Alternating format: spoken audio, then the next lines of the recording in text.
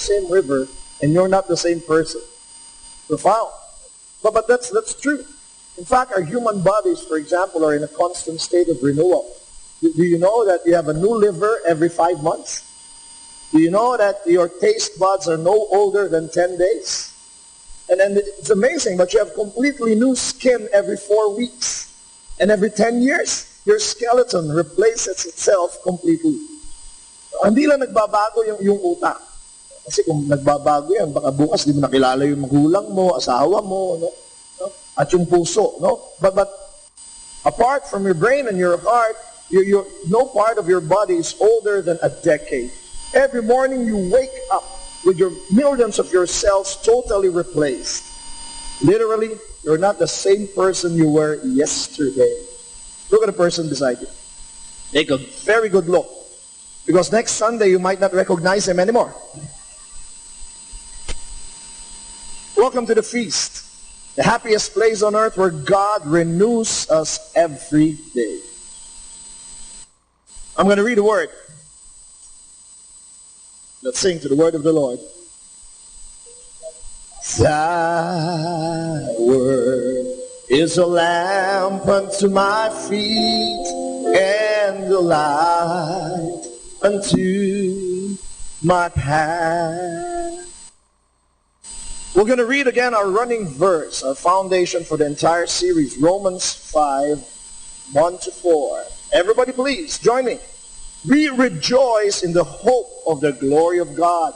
Not only so, but we also rejoice in our sufferings, because we know that suffering produces perseverance, and perseverance, character, and character, hope. This is the third Sunday that we're reading this verse, this fantastic process that St. Paul teaches us.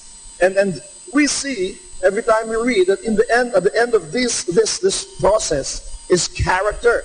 It begins with hope and ends with hope. But what directly leads us to hope is character. Building a godly character is the point of it all. Because it's character after sufferings that gives us perseverance. And perseverance, molding our character. It is character that will teach us how to hope, how to have faith, and how to love. That's why character is our stronghold. Panghawakan niyo ng matibayan. Yet that will spell the difference between life and death, and between your afterlife and how you'll spend your eternity. It's character. It's who you are. Kaya hawakan niyo yan, parang hawak-hawak niyo ang palda ng nanay niyo nung bata kayo. Naalala ko ang nanay ko, lagi niya ako sinasama sa palengke nung bata ako. Lagi niya sinasabi, Alvin, humawak kang mahigpit sa palda ko. Dahil sa palengke, maraming mga tao, mabubunggo ka at baka mawala ka. Hawakan mong maigi. Kaya bata ako, kapit ako sa palda ng nanay ko. Dami mga nabubunggo sa kahit magkamatayan na hindi ko bibitawan ang palda ng nanay ko. Kaya isang araw, hiyang-hiya ang nanay ko, nagtatanong sa mga tao, may nakita ba kayong batang may hawak na palda? Don't imagine it too much. It's not a good joke. I'm going to tell you something. Last year, when we learned that Brother Mike Joseph, joined the Lord in heaven, and I will never forget what Brother Bo told me. We were in Singapore then for the Kerygma conference. Sabi sa akin ni Bo, life is short, and we're meant for bigger things. And I thought about it. Ang ganda nung sinabi ni Bo, and I realized that what he was telling me. I realized that everything that's been happening to us in the past, what's happening to us now, and what will happen to us in the future leads us to this one most important question. What is this question? Here it is. What is becoming of you? Lahat na nangyayari sa'yo, ang tanong dyan, nagiging ano ka? So you graduated magna cum laude from a prestigious university. Congratulations! So you became a multi-millionaire with your business. Great! So you decided to have a wife and children and start your own family. Hallelujah! And you even now chose to serve in community. Praise God! But through all of these things, may tanong eh. So ano nangyayari sa iyo ngayon? Anong nangyayari sa iyo ngayon? Na ikaw ay tumalino, yumaman, nag-serve. What is becoming of you? You know why? Because the reality is ultimately all of this can be gone in a snap of a finger. You believe that, right? But what will remain is you. So pagkatapos ng lahat ng yan, ano ang nangyari sa iyo? That's a bigger thing. That's a bigger question. And so today we're going to learn more about that bigger thing, that bigger point of what's becoming of me. Because we'll learn God is more interested with that. Ano ang nangyayari sa iyo? Before I end, I want to add this very important verse from 2 Corinthians chapter 5, verse 17. Therefore, let's read please. If anyone is in Christ, he is a new creation. The old has gone, the new has come. We just came from a 4-day retreat. Feast Builders with Brother Bo, and then such a refreshing and empowering retreat. And one of our retreat masters, a priest, importantly and beautifully reminded all of us that we're not just motivational speakers. We're not just inspirational speakers. We're preachers. So in the end, no more than motivating you and inspiring you, which is great, we should lead you to Jesus. We should show Jesus. Why? Because yes, we have the power to change ourselves and to transform ourselves, but in the end it will never be complete, because we will only be complete with God, with Jesus. Because it is God's steadfast love that is new every morning, that will make us new every day. Thy word is a lamp unto my feet and a light unto my path. In the name of the Father, and of the Son, and of the Holy Spirit. Amen. Please welcome back Brother Bo Sanchez. Let's be seated, everybody. Touch somebody beside you. Tell that person God will speak to you today. The title of today's talk is Recreate. It's about how to change your character. Everybody say that, how to change your character. Alvin will talk about character. I'll talk about change. I'll talk about the science of change. I'm going to grapple with a question that has been asked by the philosophers for the past 3,000 years. How can you change your life? And I'm going to squeeze all that thinking of for the past century, squeeze it down to two things. Two things that you need to change your life. Are you ready? Say, I'm ready. Change is moving from point A to point B. Change, I'm going to say that again. Change is moving from point here and you go there. That's change. How do you do that? You need two things. Number one, you need a vehicle. Say vehicle. Whatever vehicle you choose, you need a vehicle. And then if that vehicle has an engine, the second thing you need is fuel. Say fuel. So you need a vehicle and then you need a fuel. Do you want to change your life? You need a vehicle and you need a fuel. Let me talk about fuel first. One more time, say fuel. What is fuel? What am I talking about? Let me give you the history of drug rehabilitation centers. Once upon a time, in the olden days, the old drug rehab were veritable prisons. A drug dependent will come in wearing handcuffs, escorted by the police. A few minutes ago, the police picked him up from his house, corroborated by parents, distraught parents, relatives, family members who could not handle their son, their cousin, their brother, their daughter anymore. They pointed to that person in the house. The police came, picked him up, brought him to the drug rehab. They were prisons. Drug rehabs before had high walls, barbed wires. Are you listening to me? Are you seeing what I'm saying? But you see, here was the problem. Ask me what?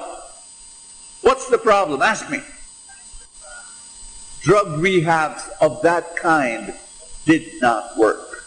Ask me why. The success rate was an abysmal 40%.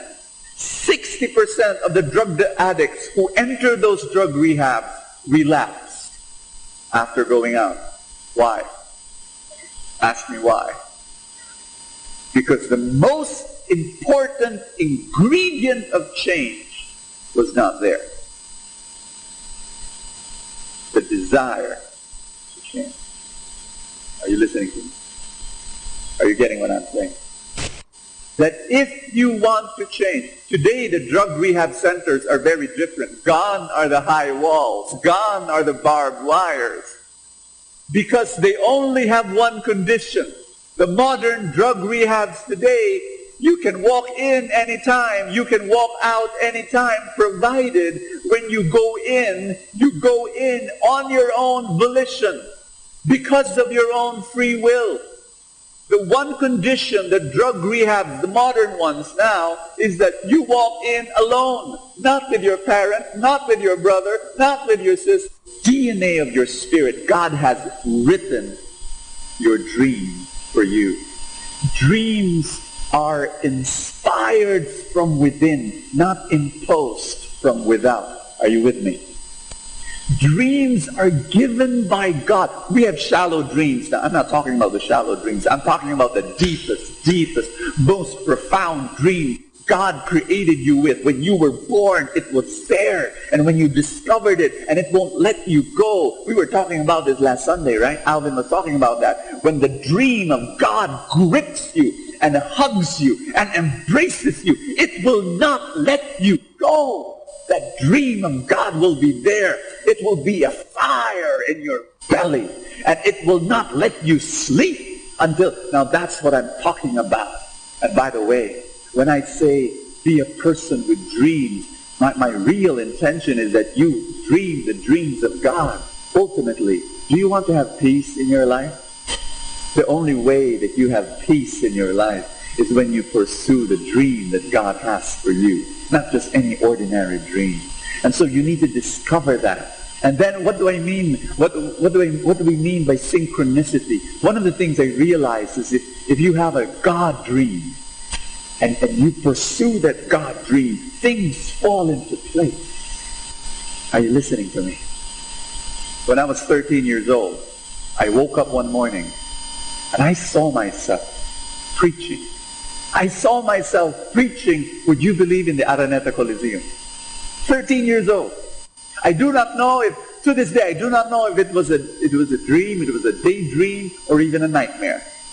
Because I saw myself holding a Bible, holding a microphone, preaching to 10,000 people in the Araneta Coliseum, wearing my pajamas. That was what I saw. I wanted to become a preacher.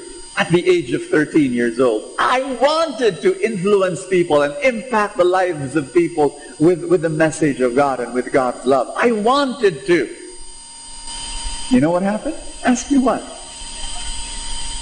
When I was 16 years old, I was invited by a huge archdiocesan Catholic charismatic renewal gathering to speak. And where was it held? Araneta Coliseum. 3 years after I saw that vision, daydream, dream, nightmare, I was there in Araneta Coliseum, holding a Bible, holding a microphone. Thanks be to God, not in my pajamas. But it happened. Things fell into place. And to this day, I still preach every week here. Thousands of people. Friends, I want to share something very important to you. You've got to have a dream. And it's the reason why you were alive. God has a purpose for you. Let me say that again. I said it this morning. You were made for that dream. Every part of you is perfect for that dream. Everybody say this with me. I'm unique. I'm very unique. Say that. When God created you, He threw away the mold. You're so unique. You know, they made a scientific study in this, mathematical, that the chances that there will be another you is 1 out of 50 billion chances. In other words, there can be no other you. You are so special. And He created you to be who you are because of the purpose that He has for your life. Tell somebody beside you, you are so special. You are so one of a kind. Tell somebody beside you, there's no one like you. Because of that purpose that He has for you. So the first thing that you need to change is to dream. To wake up in the morning and have a dream. Sadly, dreams are not enough. We know that, right? Many people, all of us here, we know. We dreamt of building a house or starting a business or losing 25 pounds. You know, we've got all these dreams, but, you know, we look back and we say, what's happened? Nothing has happened. You know why? Ask me why. You've got the fuel, but perhaps you don't have the, what? The vehicle. What's the vehicle? Ask me, what's the vehicle? The fuel is the dream, but what's the vehicle? To change your life, you need habits. Aye? Or me? Oh, no, that's the vehicle. That's the vehicle. That's the vehicle. Habits. Brother Boy, isn't there anything more complicated than that, more sophisticated than that? I mean, no, there's not. People ask me that question a lot. Brother Bo, why are you so successful in life? I mean, look at you. You're successful in your family life. You're successful in your health. You're successful in your finances. You're successful in your... Why? And of course, from my heart, I tell people, grace is the abundance of God. I don't deserve any of this. It's all a gift from God. And people look at me funny and say, don't I receive grace? I mean, doesn't God love me the way God loves you? I mean, there's got to be another reason, Bo. And then I tell them, this is the only reason I know. You and I, we're surrounded by grace. We're surrounded by an ocean of abundance. Everybody say that. I'm surrounded by an ocean of abundance. But even if you are surrounded by an ocean of abundance, you cannot receive that abundance without opening your life to that abundance. Do you hear me? Now, the way to open your life to that abundance is your habits. Daily habits. Opening up yourself. When I was 13 years old, I wanted to be a preacher. I saw that vision, dream, that daydream, nightmare. I saw that from age 13. I saw myself preaching in the Araneta Coliseum. Age 16, I was already preaching in the Araneta Coliseum. But what happened between age 13 to age 16? You know what happened? I took and said yes to every single opportunity to preach. Preach in a classroom? Yes. I did that. Preach in a living room? Yes, I did that. Preach in a toilet? Yes, I did that. Preach in a province? Yes, I did. Preach in the mountains? Yes, I did that. Preach in the office? Yes, I did that. Preach in prison? Yes, I did that. Age 13 to age 16. I kept on preaching and preaching. Took every opportunity. Bo, can you preach there? Yes. You know, can you do this? I preach terrible. I preach boring. I preach miserable. I preach. You know, you got what I'm saying? I had a dream. I had fuel, but I had a vehicle. I was establishing habits. Habits of reading the Bible, habits of reflecting, habits of giving a talk to one person, to 10 people, to 20 people. I was getting on habits of preaching without preparation, preaching with preparation, preaching spontaneously. I just kept on preaching from age 13 to age 16. The dream comes true. Habits. Successful people are really a bunch of people with habits, with successful habits. Read that with me, please. Successful people are those with successful habits. Warren Buffett says this: first you make your habits, then your habits make you. Do you want to be successful? Then look at your habits. Here's my big message for you today. When your dreams and routines are connected, the miracle of change happens. Say that with me. When your dreams and your routines are connected, the miracle of change happens. Are you listening to me? So, let me describe to you my habits. May I? Pretty boring. I live a boring life. I wake up in the morning. I always do the same thing. I connect to God. I say, God, give me a hug. That's how I pray every morning. I'm boring. I do this every day. You got what I'm saying? I wake up in the morning and say, God, hug me. I get my hug. And then I do my Tai Chi. My little breathing exercises. Very improper. I didn't go to school for this. I just watch the video. Do my Tai Chi. Every day I do it. Boring. After that, I go 30 minutes walking. Boring. Same place in my village. And usually I inhale the love of God and, walk around, be bathed by the sunlight. Usually I listen to something inspirational, an audio talk from a little MP3 player. And I walk around. After that, I arrive home. I read through Scripture. I read about 1 hour of Scripture and other inspirational reading material. 1 hour, 1.5 hours, Why? Because I believe this. If you stop learning, you stop growing. Are you listening to me? And after that, my son, 8 years old, Francis, comes down. He just wakes up. And we walk around again the village. I walk twice a day. I walk around and I listen to his wild stories, and I try to answer his amazing questions. And after that, we arrive home, we play together, we draw, we sketch, and we watch maybe one of his favorite videos, and then we have breakfast. And I will have the best breakfast in the world, the best food that God has ever given, fruits, and only fruits. Am I boring? Everyday fruits, boring. And why? Because I believe that your body responds to GIGO. Garbage in, garbage out. But greatness in, greatness out. So there. After that, after breakfast, I go to work. I write. And then lunchtime, I'm very deliberate with my association. I hang out, have lunch with my mentors, my team members, my friends, people who can make me better. Associate with people who can lift you up. Are you listening to me? You've been deliberate about that. In other words, I hang out with terrific people and I try to distance myself from toxic people.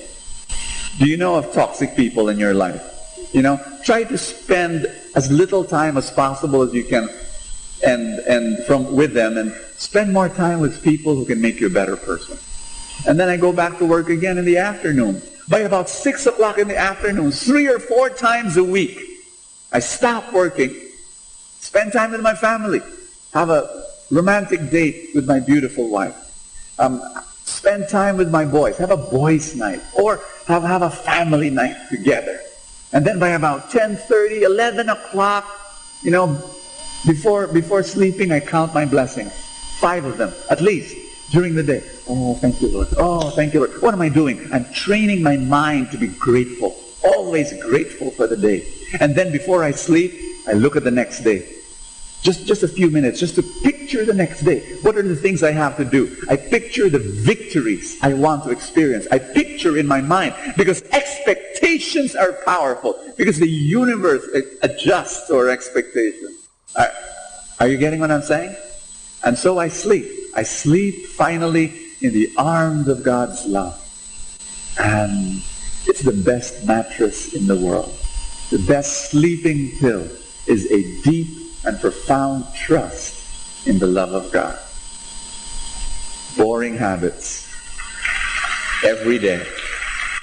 Other people, they don't have those habits. They have other kinds of habits. They wake up in the morning and they turn on the TV set and they watch the bad news. And then, they have terrible breakfasts, filled with sugar and hard to digest stuff. And then they ride the bus or they ride a car, and then they turn on the radio and listen to more bad news. And then they go to the office, and then they talk and listen to other moaners and grumblers of society. People who love to complain about this and about that. And then, they go to the cafeteria and they talk with more people who are grumblers and moaners and complainers. And then they go home and then, they just plop on the couch, they're tired, and they watch whatever sitcom there is on TV. Are you getting what I'm saying? And then they read the newspaper and they read more bad news. And then they go to the website and they look at the news again and see all the bad news replayed in all its gory glory. And then they sleep. And before they sleep, you know what they do? They watch the nightly news. And they fill their minds with bad news again and how bad the economy is and all of that. And that's the last thing they do when they sleep. And then they ask themselves the question, why am I miserable? Why am I unsuccessful? Why am I a failure? And they ask the question, why wonder? Why ask? Look at the habits. Because it's your habits that will change your life. Are you listening to me?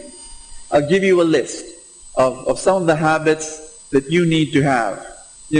Praying every day, reading the Bible every day, reading inspirational material, listening to audio talks. Wonderful thing. You're stuck in traffic. Why don't you listen to something that will boost you up and build you up?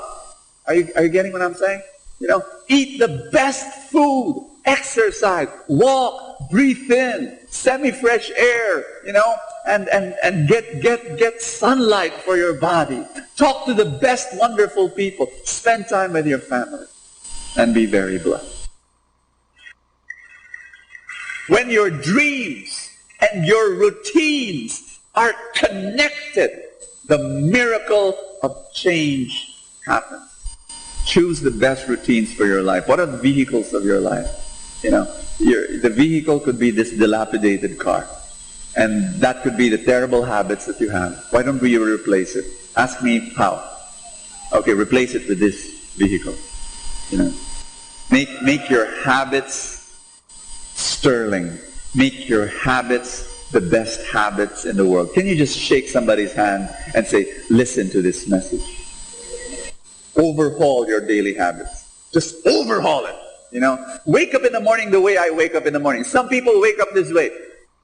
Ay, buwisit na araw to.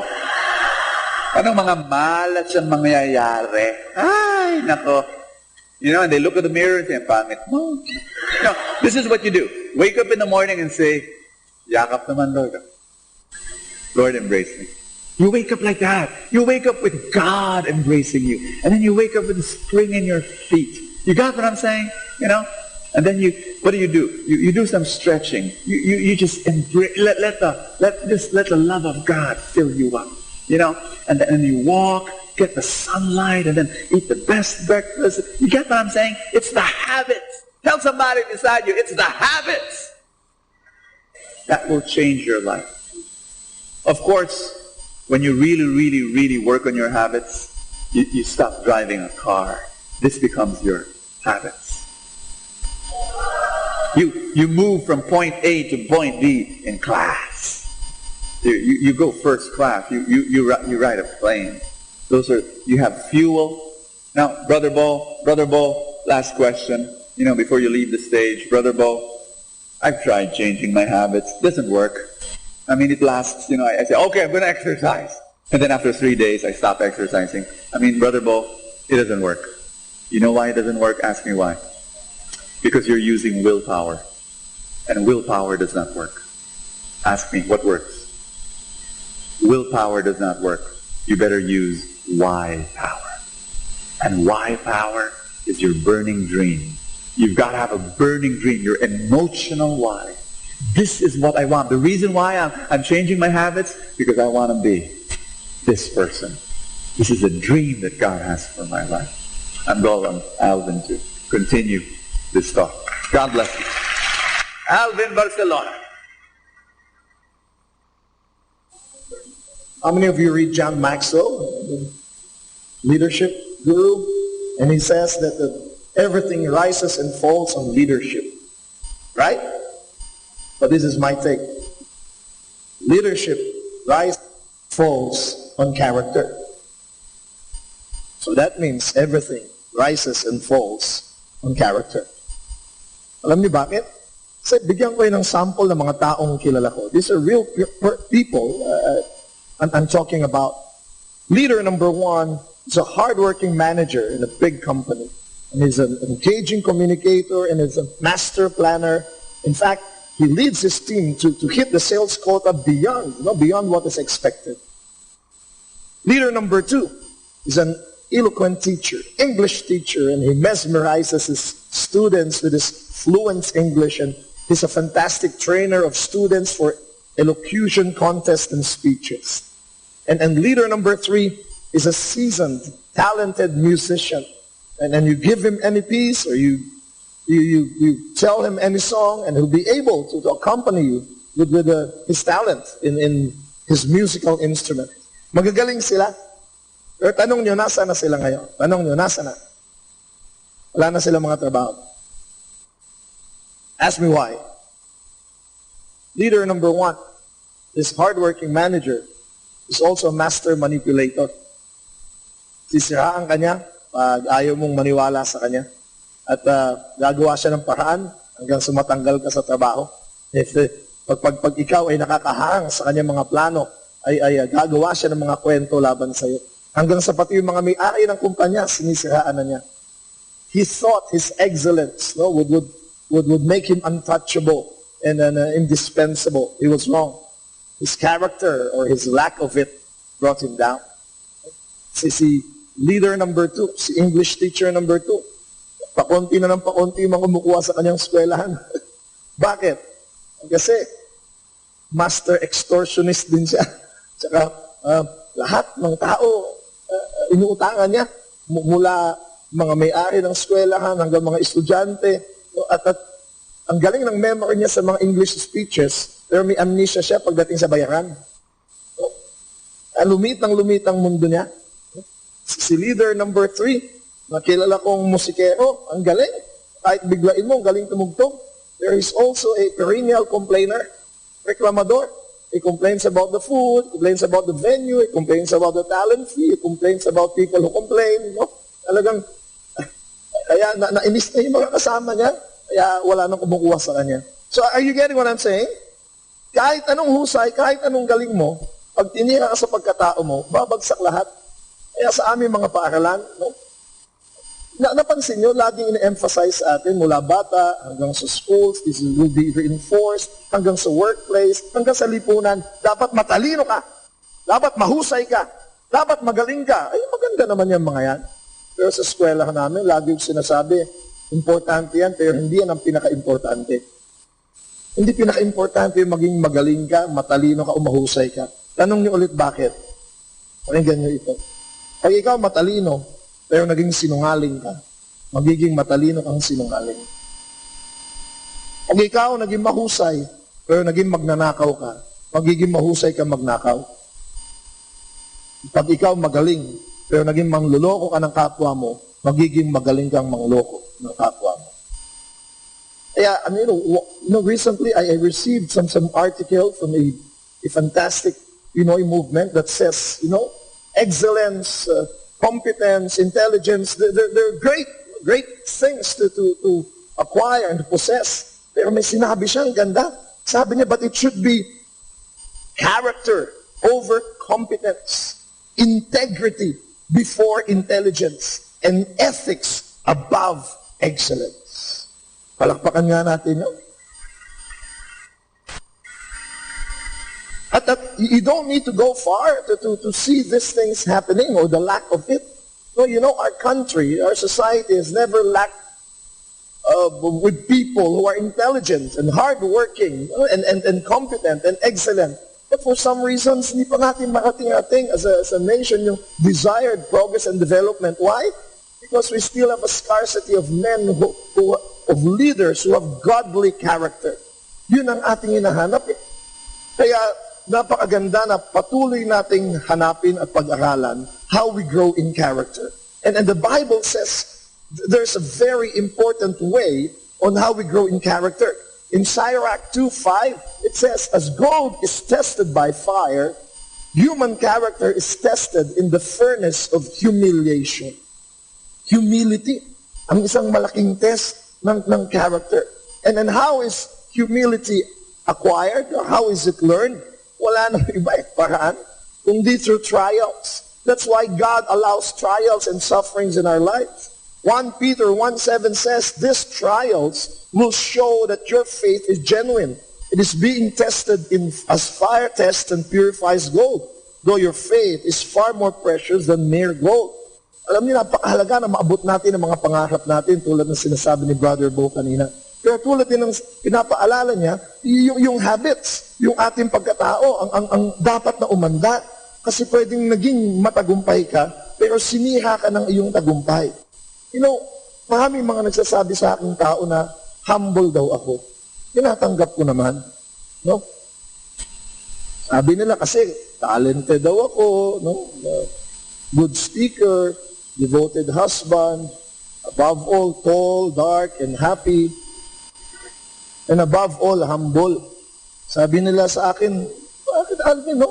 Dami mong alam, dami mong ginagawa, pero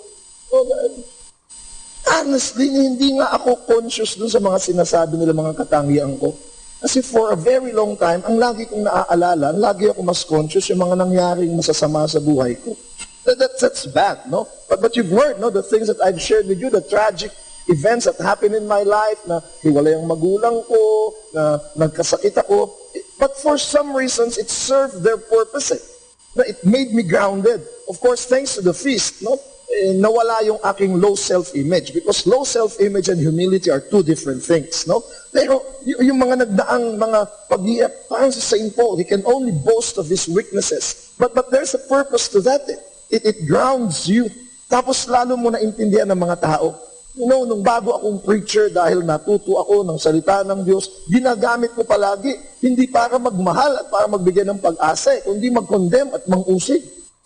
Sumusobra pa nga minsan, ikaw, utang, alam mo pa sabi sa Bible, huwag kang mangungutang at lagi kang makatulog, no? Babasaan ko pa ng Old Testament yan. O pag ikaw, nako, hindi ka tapat sa iyong asawa, alam mo pa sabi ng Diyos, pag pinag-isa kayo, pag tumingin ka ng masama sa babae, that's alright, alam ko lahat yan. No? At pag may namatayan nga, iiyak-iyak, sasabihin sa kanya, wag umiyak, nasa Panginoon na yan, you rejoice, you sing, alive, patay na nga, alive, pa pinakakanta ko. Pero may nangyari sa akin. Tanong niyo ano? Lahat ng mga sinasabi kong pang-uusig, nangyari sa akin. Nangyari sa akin isa-isa. Yung sinasabi ko nga, pag namatayan ka, huwag ka malulungkot, kay Lord na sila, maging masaya ka. Hindi pa na-kwento sa inyo, sunod-sunod namatayan ako. Tatay ko, pati yung dalawa kong anak, at yung kambal kong anak, nung patay, hawak-hawak ko, naalala ko yung mga sinasabi ko, huwag kayo umiyak, magbunyi kayo. Hindi na ganun kadali yun. Iyak ako. Kaya ngayon, pag may namatay, Brother Alvin, bakit? Wala na akong comment. Sige, iyak na lang tayong dalawa. Ay, tindihan ko eh. Pag mayroong nalubog sa utang, lalapit sa akin, Brother Alvin, nakakaya. Sir, paman din ako kay Lord, pero panay utang ako. Sabi ko na, naintindihan ko yun. Ako hanggang ngayon, nagbabayad pa rin. Kita nyo nagagawa, no? Brother Alvin, nakakaya, no? Naging unfaithful ako sa asawa ko. Ganyan. Sabi ko, sasra niya. Ako din, nahuli noon. Naintindihan ko yun. Hindi ko sinasabing okay yun, ha? Biyaya ng Diyos sa pagtatagumpayan at pagtagumpayan ko ang mga nagdaan. Pero dahil napagdaanan mo yun, of course, you don't need to go through these things, no? Para maunawaan mo. Pero, you know, life has a way of teaching you, like, how do you learn patience and obedience and trust? It's through the furnace of humiliation. How do you learn patience pag hindi ka na traffic, no? At hindi dumating sa ng oras ang pag-uus? How do you learn courage? Kung hindi may nakakatakot kang gagawin, how do you learn obedience? How do you learn? Lahat ng mga yan, natututunan yan through trials and sufferings. Kaya ako, naniniwala ako, may mas malaking rason ang lahat ng nangyayari sa ating buhay. Remember what I told you about a while ago, about Brother Bo telling me, you know, there are bigger things that are happening here. You know, yung huli kong papakita sa inyo ito. Pinakita ko na sa inyo ito nung Diniscuss ko sa inyo noon yung laminin, no? Pero ito na lang ang papakita ko sa inyo. Kasi last year, nag-field trip kami sa Mind Museum. Tapos ang pinaka-excited ako ay yung makikita na namin sa planetarium yung kalakihan ng universe. Mind-boggling, no? Tapos ang pinaka-gusto kong party doon ay yung ipapakita ngayon kung nasaan ka. No? Against the backdrop of the universe, tapos pinakita sa amin, you are here. And the you are here, dito, is not even you. It's the solar system. And this isn't even the universe. This is just the Milky Way galaxy. One of the billions of galaxies in the universe. Tapos doon sa galaxy natin, we are just one of the solar systems, of the millions of solar systems. E nasaan ka ngayon dyan? Turo mo nga. The microscopic isn't even small enough to define you. Pero bakit ko pinapakita sa inyo yan? Mas lahat pinapakita ko, ang liit talaga ng what's happening. Kaya, merong punto yan. Kaya pag iniisip mong laki-laki ng utang ko, tingnan mo universe. Ay, maliit lang pala. Wala niya. Pag may paghihirap kang pinagdadaanan, akala mo that already defines who you are. Pag may pagkakasala ka, akala mo yun ang lahat. Maliit lang yan. Alam niyo bakit maliit yan? Ask me again why. Kasi may mas malaki sa lahat ng yan. Ang Diyos. Ang Diyos. God is bigger than all of these things combined. At itong Diyos na ito, makikinig sa'yo. Kung nagdasal ka, pinakikinggan ka niya. Ha? Kaya biglang importante ka at lumiliit yung mga pag-aalala at mga problema mo. Ha? Kaya itong sasabihin ko sa inyong lahat sa ating panalangin. I'm gonna invite you to stand up. Sa loob ng panalangin, in the name of the Father and of the Son and of the Holy Spirit.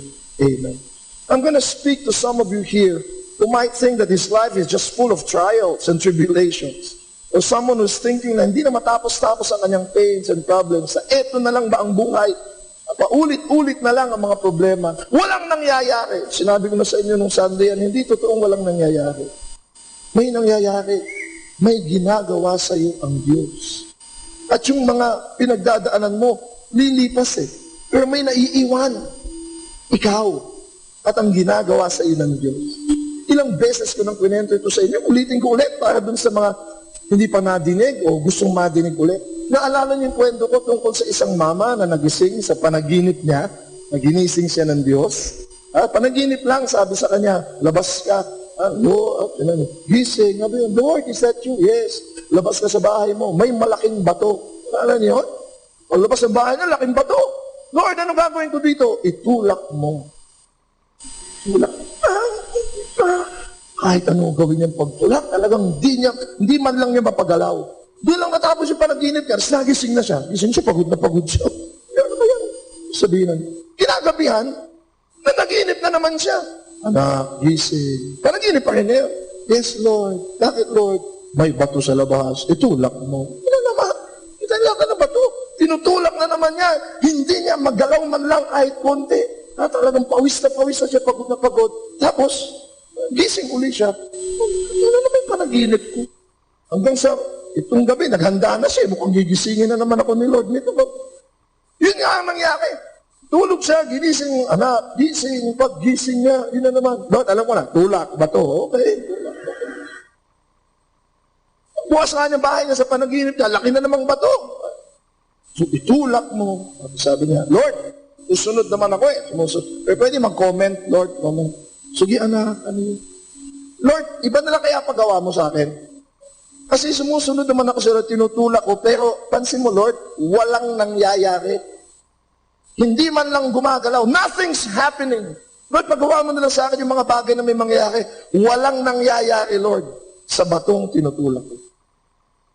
Sabi ng Lord sa kanya, hindi totoong walang nangyayari.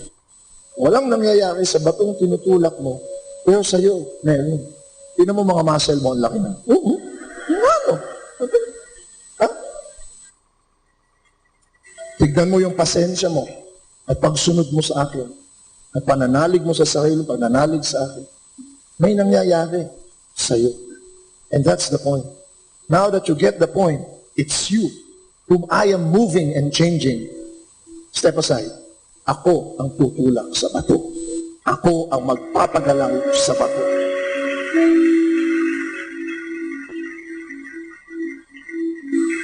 So you think nothing's happening? So your problems and trials and pains, where? No, no. God is doing something. St. Paul says, I'm sure of this, that he who began a good work in you will bring it to completion until the day of Jesus our Lord. Pag may sinimulang pagawa sa iyo ang Diyos, pag may sinimulan sa iyo ang Diyos, hindi siya titigil hanggat hindi ito matapos.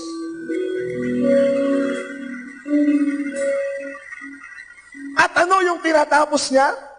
Yes, the fulfillment of your dreams. But more than that, it's you. It's you whom He is completing and perfecting. He is moving you and changing you and recreating you until the day that you are changed into the image of Jesus our Lord, from glory to glory.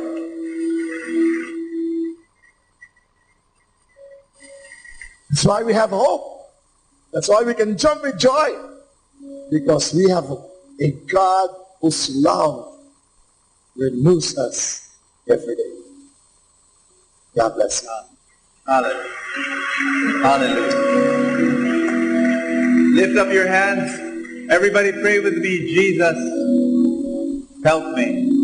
Be with me. Thank you for changing me. Thank you for changing me. Thank you for changing me. Thank you for making me for a purpose. And so I say yes to your purpose. And I now declare, by your power, my dreams will come true. Amen. Hallelujah. Amen. Put your arms around somebody and tell that person, you're wonderful. Yeah. Please be seated, everybody. What I want to do now is dedicate all of you who brought babies and, not the 54-year-old babies, no, but the babies, if you can just lift up the baby, and we're going to dedicate your children to the Lord. Dedicate your children to God. Father in heaven, I lift up to you all the babies. I consecrate them to you. I thank you for all the children that we have. I pray, Father, for your blessing and your transformation and your guidance and your protection and your provision for all the babies and all the children that we have. Thank you so much for giving them to us, and they shall grow up under your favor. In Jesus' name, amen. God bless you. God bless you.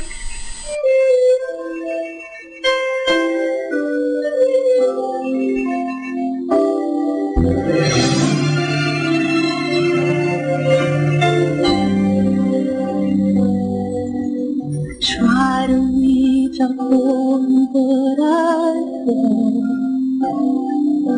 Sometimes you seem so close and yet so far. Oh, I need another chance. I need to know your mercy.